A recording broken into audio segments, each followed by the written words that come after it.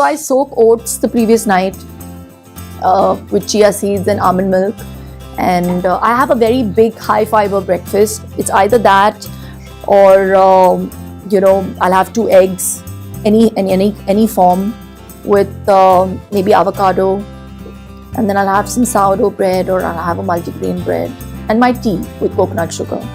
So that's an addiction. My afternoon meal is actually the biggest. So they always say eat like a king, but actually I eat like a haurat in the afternoon because that's my biggest meal. And it'll be either brown rice with ghee, there'll be a protein, there'll be vegetables, there'll be some raw, whether it be a salad or just be cucumber or carrot raw with beetroot, some Greek yogurt or chas with sauf and jeera, because it really is alkalizing, coriander, pudina. So I just keep it very, very simple. Yeah, it's not like I'm having some great, like an array of different, it's not like a buffet in my house. So and my evenings are fairly light.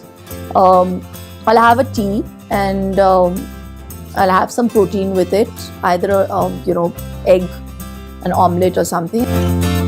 In the night, my dinner is really light. It's just a clear soup or a protein, a tandoori chicken or a grilled fish with some vegetables. That's it.